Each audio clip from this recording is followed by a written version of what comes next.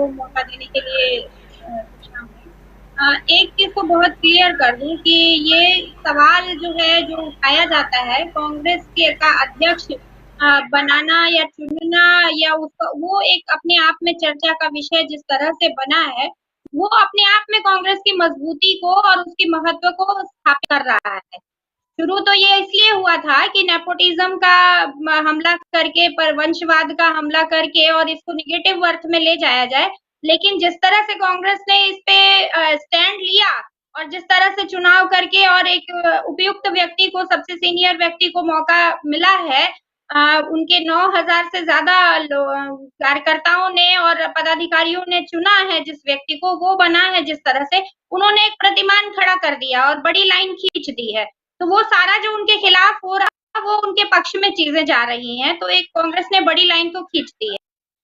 बात जहां तक है, मैं इसको देख रही हूँ कि आप कह रहे हैं कि कांग्रेस को क्या फायदा होगा और नहीं होगा, और ये सब जो भारत जोड़ो यात्रा, जिसमें एक सिविल सोसाइटी बड़े पैमाने पे जुड़ रही है और जिस तरह से उसके लिए परसेप्शन बन रहा है, भारत जोड़ो यात्रा अपने आप में इस देश को बचाने की यात्रा और इस देश को जोड़ने की बात करते हुए निकली हुई यात्रा है। तो कांग्रेस को कितना फायदा होगा और चुनाव से इसको जोड़ा जाए, इस बात से लगातार राहुल गांधी और बाकी भी जो लोग हैं उन लोगों ने मना किया है। तो देश इतना फायदा हो रहा है और देश के अंदर किस तरह की पॉजिटिविटी, एक जो नेगेटिव इमेज,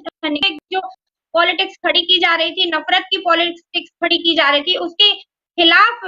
प्रेम की, सद्भावना की पॉलिटिक्स किस तरह से खड़ी हो रही है, मैं इस बारे में ज्यादा प्रभावित हूँ और ज्यादा सोचती हूँ कि ये ज्यादा जरूरी चीज थी, जो हम लोगों को मतलब थैंक्स बोलना चाहिए उस व्यक्ति को जिसने भी इस चीज को लीड किया है। और जहां तक राहुल जी का सवाल है, तो राहुल गांधी के लिए तो जो कुछ भी अरबों रुपए खर्च करके जो परसेप्शन उनका बिगाड़ने के लिए उनके प्रति, और निगेटिविटी जिस तरह से उनके बारे में, शायद इतना दुनिया के किसी नेता के ऊपर इस तरह से हमले, व्यक्तिगत हमले नहीं हुए होंगे जितना राहुल गांधी ने झेला है। और जिस शालीनता से गांधी परिवार ने उसका जवाब दिया है, और जिस तरह से वो आज उस सारे झूठ को पीछे छोड़कर एक अलग तरह से अपनी इमेज गढ़ चुके हैं, एक ब्रांड बन चुके हैं, वो अपने आप में मतलब मजबूती के लिए काफी है। जो लोग अभी तक सवाल उठाते थे उनकी सक्रियता को लेकर, जो लोग उनके वंशवाद को लेकर, या जिस तरह के भी सवाल उनके ऊपर उछाले जाते थे उनकी इमेज को नुकसान पहुंचाने, वो सारी चीजें इस रोज के 25-30 किलोमीटर की उनकी पदयात्रा ने ध्वस्त कर दिया। कि जनता खुद बोल रही है कि भैया तुम कुछ भी बोल रहे हो, वो बंदा तो करके दिखा रहा है, आप उस तरह करके दिखाओ तो फिर बोलो।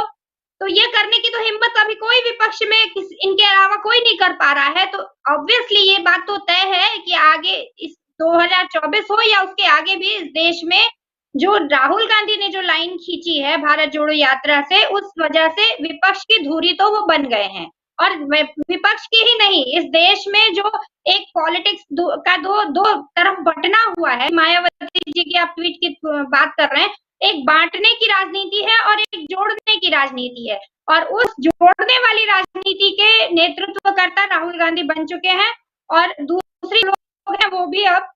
हो रहे हैं। ये अच्छी बात और ये पॉजिटिव, और ये जंग जरूरी है क्योंकि इस देश को चुनना है, अपने लिए अपना भविष्य चुनना है कि हम संविधान के रास्ते पे चलेंगे, हम नफरत की, खेम और सद्भावना की और अच्छी राजनीति करेंगे, या फिर हम जाति की, धर्म की, औरत और मर्द की मोनोपोली की राजनीति करेंगे और कुछ लोगों के हाथ में पूरे देश को जैसे तैसे चलाने के लिए छोड़ देंगे। जी बिल्कुल, बहुत सटीक टिप्पणी आपकी।